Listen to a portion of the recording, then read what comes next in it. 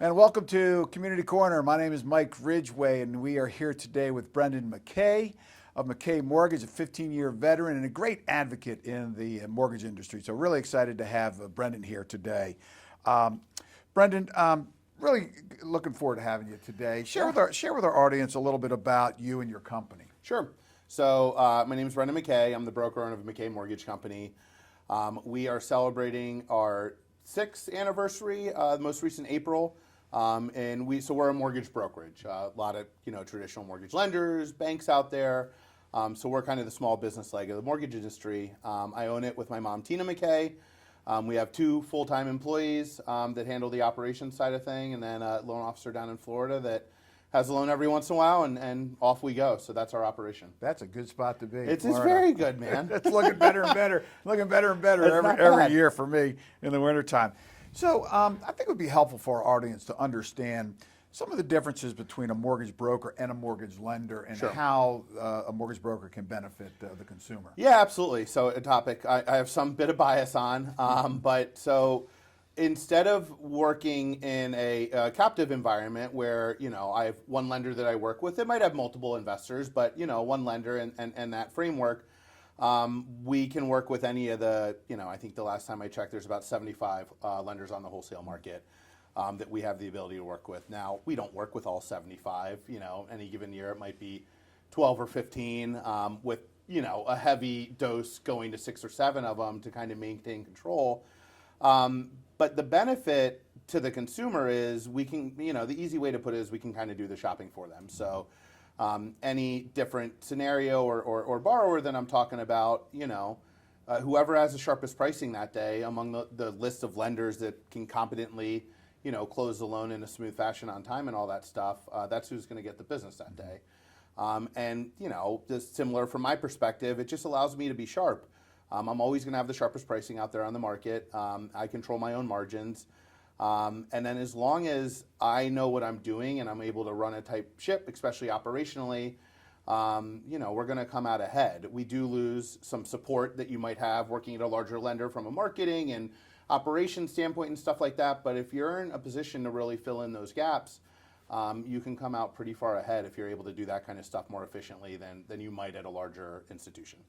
So with all these different lenders that you have the opportunity to go to, do some have, different consumers have different facts and circumstances about Absolutely. their life. Do these lenders have certain ability to help someone a consumer in a particular set of circumstances? Is that how some of the aspect of how you work it? No doubt. So like for the clean stuff, there's 6 or 7 that are probably going to get it almost every time, right? And then I do a lot of VA business, and VA, for people with less than perfect credit, there's an option called manual underwriting where it's not automated, whatever. It's for the tougher loans that just need a common sense approach. There are definitely a smaller group of lenders that specialize in that kind of stuff. Right now there's only 2 lenders that I would consider sending a manual underwrite. VA loan too, because you really got to know what you're doing in that space. Similar on whether it's non-QM or construction lending or anything outside the kind of clean box, you're definitely going to look at more specialized lenders for that kind of stuff. All that being said, like the area that we're in, the DC metropolitan area, the average borrower does have excellent credit and plenty of stable income and stuff like that. So that is the bulk of my business for sure. So even with VA underwriting guidelines that are, I would assume, I'm not in the business obviously like you are, even there can be some variety to get a loan approved for someone with one of those brokers who might focus on a certain type of consumer. No doubt. I mean, it's really the gray areas that you're talking about. So on a manual underwrite, it is a gray area common sense decision. There's a lot of underwriter discretion involved. So it's not so much that their guidelines are different, just their interpretation of the guidelines, I guess I would say. And frankly, there's some lenders, a lot of them, which is totally fine, that just won't do a manual underwrite at all. So that's going to narrow the gap there. And there's some that do them, and then there's some that kind of make their bones on it. They're like, we do manual underwrites, we do them really well.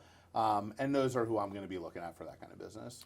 And how do you go about educating your borrower and even the agent that might not truly understand the variations that you can have in a VA loan? Or there's, you think about it, even the agents over the last couple of years have, for their own reasons, shied away from VA. So how do you educate agents and consumers in that situation? So there's two ways that I go about that. One as an originator, and one in my role, within our association advocacy. Two very different things, right? So where the most common situation that you're talking about where it'll come up is when I'm calling a listing agent following up on a pre-approval, right? And I do that for a lot of reasons, but especially on my VA loans, I try to sniff out the concerns that you're very much talking about. And I think that a bad habit that a lot of loan officers can get into when they can tell the listing agent isn't a fan of VA loans, or they have what I consider incorrect biases on it, they try to win an argument right there in that situation. I think that's a big mistake. You are not going to change somebody's mind the first time that you meet them on something that they probably feel pretty strongly about and have for the last 10 years. So I'm not trying to win them over and say all VA loans are great, you're wrong, I'm right. Instead, I'm just trying to say, I always lead. I understand where you're coming from, but here's why this situation's different, or here's why I'm different. Gotcha. And then I have my whole thing. This is a conventional buyer that's using their VA benefit. We do a significant amount of VA loans. I'm the #1 VA originator in Maryland, stuff like that. I'll just throw out stuff like that to let them know I know what I'm doing. Now, on the advocacy side, that is where we're really trying to change people's minds on it, because it is a lot of incorrect beliefs. In 2020, a VA loan was 4% more likely to close after going under contract than a conventional loan, and we have the data to prove it. It fights completely against it. I'm not going to throw those facts out on the phone with somebody. They don't even know who the hell I am, right? But when you can do it on a larger level and have conversations with NAR about it and stuff like that, and they feel the exact same way, that's where we're really starting to, re-educate the market with that kind of stuff.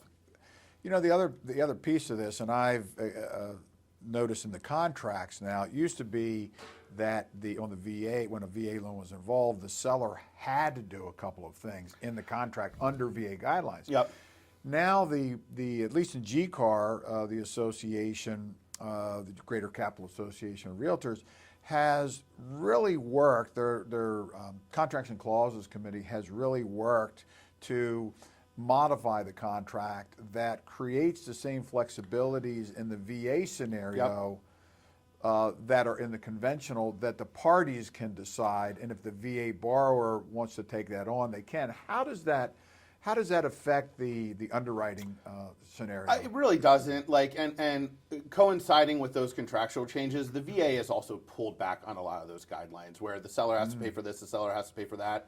The last one that was lingering out there was the termite report, which is still required on all VA loans, at least in this area. But that's a $40 issue. It's a $40 thing, but also the veteran can now pay for it. Previously, they weren't allowed to. Gotcha. So it is, all of that is completely gone. And they can't pay for agent commissions or their $250 fee. And thank you, for your patriotism, agents. You're just going to eat that, and that's all there is to it. You know what I mean? So all that stuff has basically been resolved. Now, the one lingering thing is the appraiser is going to look for specific violations to county code. So if the county code mandates that handrails is always the biggest one. Yeah, that's what I've noticed. Yeah, it's always handrails, but get a contractor out there, $100, slap them up, that kind of thing. That's really the only thing that's left out there. That being said, though, while that's a minor nuisance, for the first time the VA started releasing appraisal data. And in addition to having faster turn times than conventional, especially through AMCs, the value comes in at the contract more often than conventional appraisal does. Really? Absolutely. Shocker. I know, that right? me. And do you care about having to put a handrail every once in a while, or dealing with going to your seller and saying that we're gonna have to negotiate and stuff like that? So they are, and I'm glad they finally released the data. We've been asking for it for a while, because a lot of these things, they were true 10 years ago, and everyone just hasn't, perception and reality take a while to kind of mesh up with each other. That's all that's really happening. That would be really an interesting set of social media posts or something to do. I'm sure I'll get you the guys white started paper. Yeah, because we're always trying to educate the agents. We're always trying to educate the consumers. That would be something that would be helpful for us to know. Awesome. as we get out and talk to agents, I know you do a lot of VA, so agents might think, well, there's Brendan just being self-serving, but we always try to really look at all the different parties in the transaction, educate them, but educate the other parties as to what's happening on the lending side, the legislative side, and then just the business side. So that's really good information. You know, you alluded to the fact that you've been involved in advocacy, and I know that you've received many production awards over the years for your stellar commitment to your borrowers. But there was one award that you just received this year that I think is really worth noting and talking about. I'd like you to share a little bit about it because I think it's so neat about how you approached it and the benefits that have been given to the borrowers, the taxpayers at large. Yep. So I won the Ernie Grew Award through the Maryland Mortgage Bankers and Brokers Association, which I'm also involved in. Ernie Grew, local legend in the MI world, just an amazing person. MI, for people who might not know. Mortgage insurance. So he works for a mortgage insurance company. He's a sales rep and just one of the best dudes. He deserves to have an award named after him. And the award was a result of work that I was involved in getting a new law passed in Maryland that benefits 100% disabled veterans. So when you're a disabled veteran, there's a rating system. 100% is the highest you can get. So people that have given a lot to this country, right? So the law is pretty simple, and I have a lot of practice explaining it. So if you have a 100% disabled rating in Maryland, you are exempt from real estate taxes. That has always been true. What was also true was you had to wait until after you own the home until you were able to apply for that exemption, which makes sense on the surface. But the problem it would cause is that because when they're going through the mortgage underwriting process, they are not exempt at that time, right? Okay, right. And for that reason, the underwriter is going to count the taxes against their debt to income ratio, which is basically determines how much of a mortgage you qualify for or not. And on average, this was creating a $48,000 impact on their buying power, because these taxes are counted, even though they're ghost taxes, right? They're going to be exempt as soon as after closing. It's a rubber stamp process. So the concept was very simple. Why make them wait until after closing? They can apply as soon as they're under contract. Like I said, it's a rubber stamp process. The county tax offices turn this around in a matter of hours. And you're able to get a letter from the county verifying that they're exempt from real estate taxes, and that's all the underwriter needs.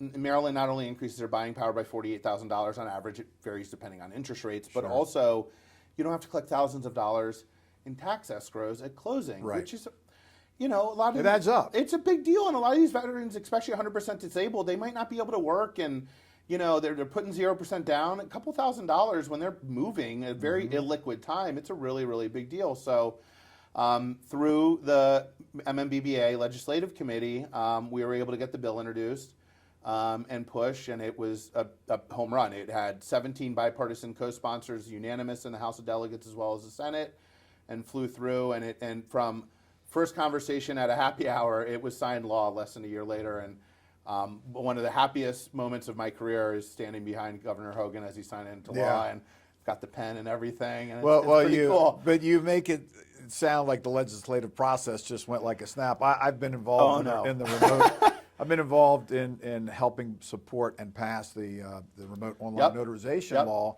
a couple of years ago, and that's a battle. You have to go down to Annapolis, and you have to. A lot of those legislators don't understand the laws. They don't understand the nuances. And they're consumers just like everybody else. So I know you had to go talk to a lot of people and a lot of trips to Annapolis. So congratulations. Thanks. I mean, I love it. It's fun, and it matters. It's important. And the work we do on a day-to-day basis matters. But I don't know. I think a common thread for a lot of people in our industry is they just like helping people. One of the money's good, no doubt. Sometimes better than others, but it just helping people in a way that matters and helping them buy a house is a common characteristic within a lot of producers in our industry. And this was a way I could help people on a really large scale, literally helping people I'll never meet. And it's really cool. Yeah. Well, that's a great segue into how you approach serving your customers and making sure that the process is a good experience for them, and it's a good experience for you, and the combination of that is making it as smooth as possible. Yep. Talk about how you approach your. So my background is in operations. 15 years, 8 or 9 of those were in back end in operations. And my mom, who's my business partner, she used to run wholesale operation centers, and our 2 full-time employees were former underwriters. So our focus is on the process, right? And delivering a very, very consistent experience from beginning to end. And I think step 1 is hiring really good people. So we overpay our employees compared to what their peers are making, but they're worth their weight in gold because they can solve 98% of the problems, right? So people is a big part of it, step 1, but just having a process.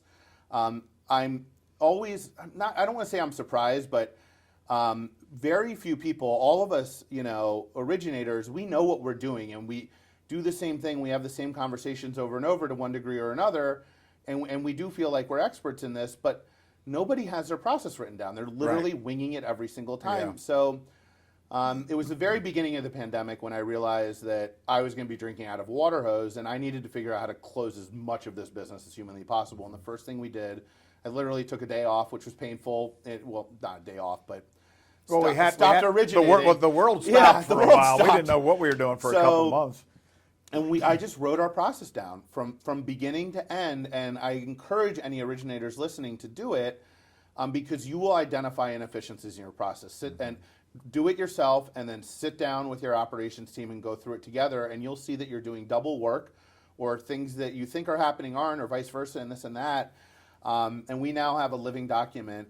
It's 46 pages last time we updated it with literally every single step from first conversation with the client until post-closing. It's color-coded based on who is doing what, and all of our templates, all of our automations are at the end of it.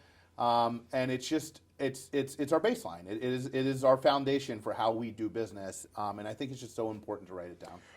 When people hear the word process, we work on a process, they take that as, well, that's a very cold company. They're not focusing on the customer, but just the opposite. It's all about the customer.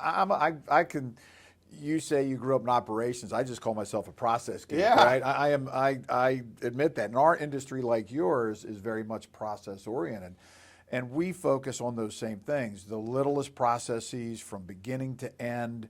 We have a training department, which is very rare in our industry. We're a bunch of small businesses, and a lot of people don't focus on that. And we just focus on the marrying of the process with the outcome of the customer experience, 1,000%. looking at, sure, what is the customer experience going to be, but also what is the experience going to be for our team? Because if we can make our team do something in a more efficient manner, more effective manner for themselves and the rest of the team in our process, as well as the customer, everyone's going to be happy. Yep.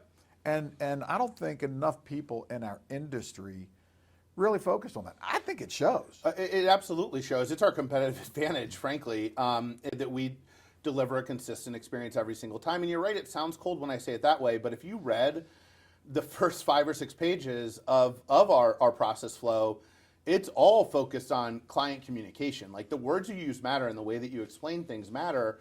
So it's all about how we explain things and the logic behind it. And focusing on communication, because I think there's also an inclination for people in our industry to explain things the way that they understand it. And that doesn't mean they're going to use a bunch of complicated jargon, but I really encourage everyone to think about the perspective of the person that you're talking to when you're explaining escrow accounts, right? Most complicated part of the process. Think about it from the consumer's perspective. I don't care if they've bought 3 houses before. They go through this process once every 7 years and they forget about it the minute it's over every single time. And you really need to just walk them through it and think about the way that you're explaining it. And they'll be happier and they will be less confused, right? Because it's also an efficiency thing too, right? Like, if I explain it as perfectly as possible up front, and there's, say there's a part of the process I explain 100 times over the course of the year. And I do it slightly differently every time. One is the best, one is the worst. But what if you could just have a template that delivered the best every single time? Right. It's going to lead to less questions down the road, save you time. Everyone's happier, like you said.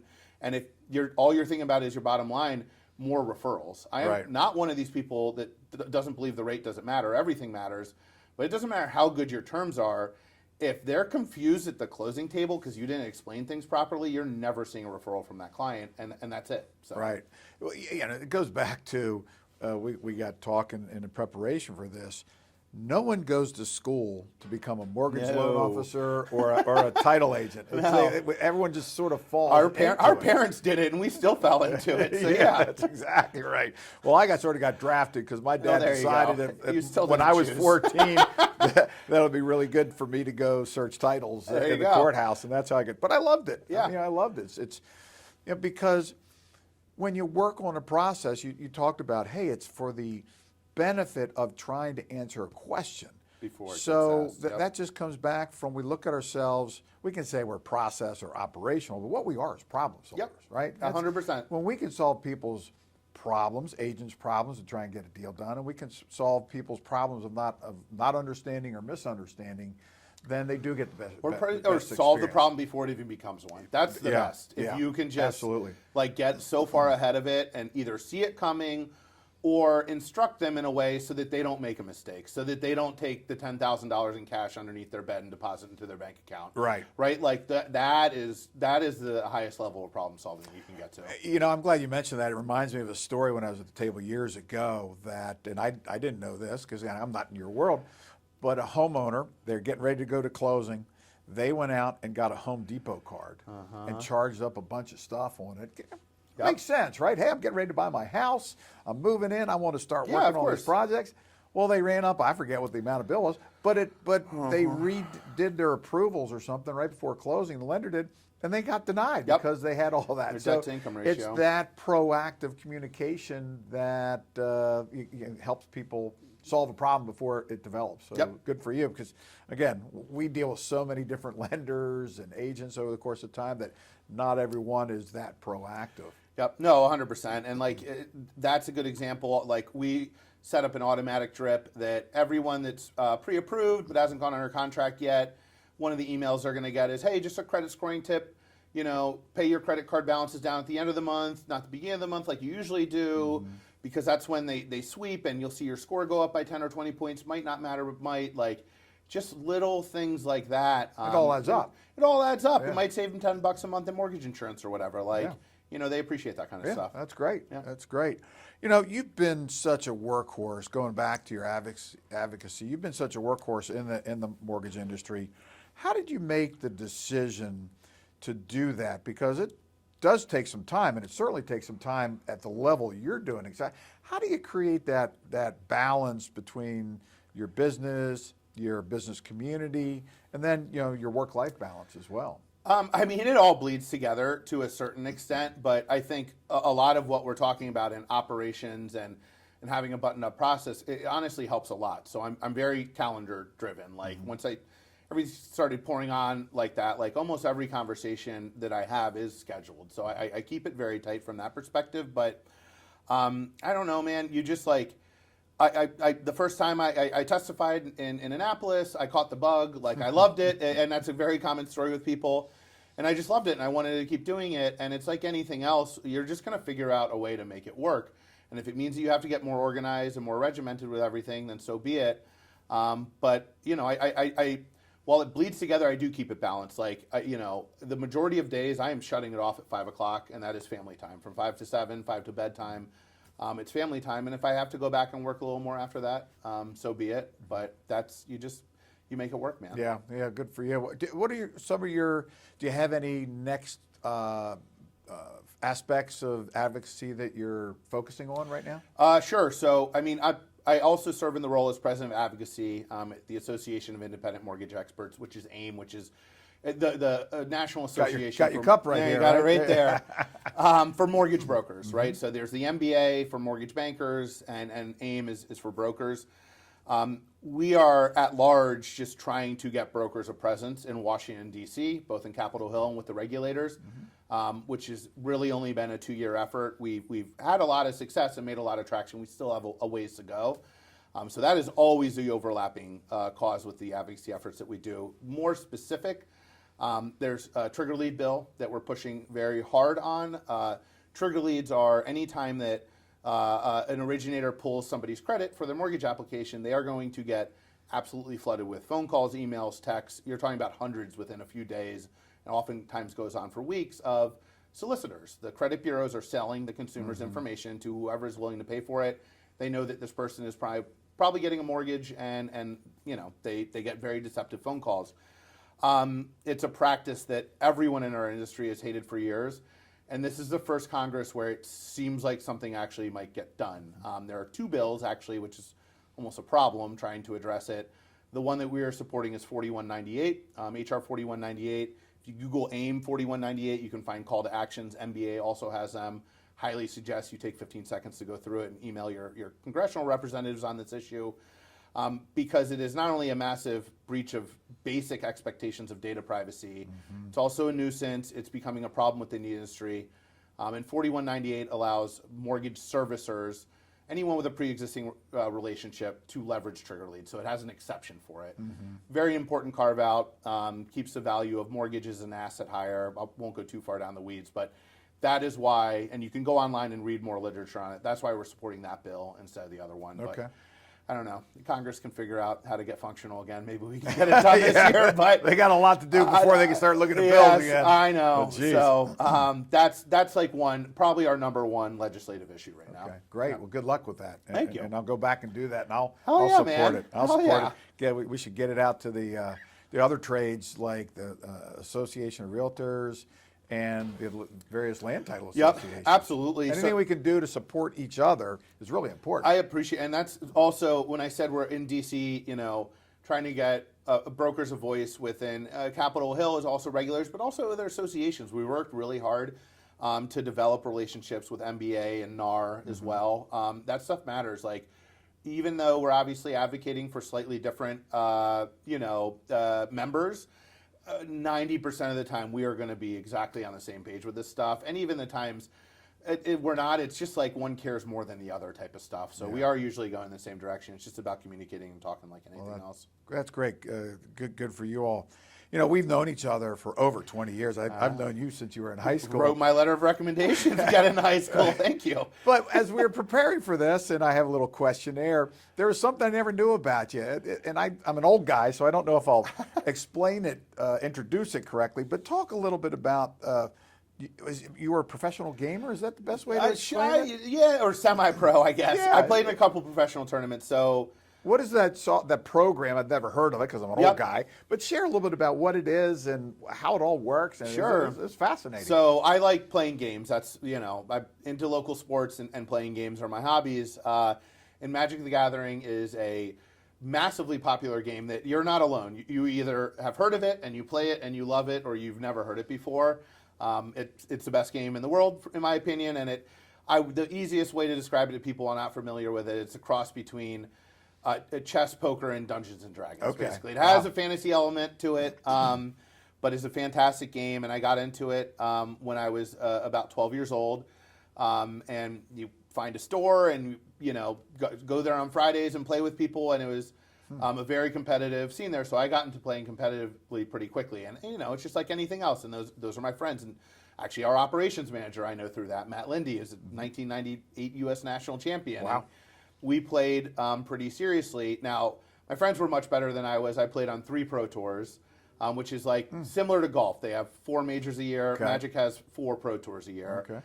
I've played in 3 in my life, 1 in high school, 1 in college, and then one about 4 years ago. We made a big push before my daughter was born. I was like, these days are about to be over before I can travel around playing in tournaments on the weekend. Me, Matt, and a buddy made a big push to qualify for one last pro tour.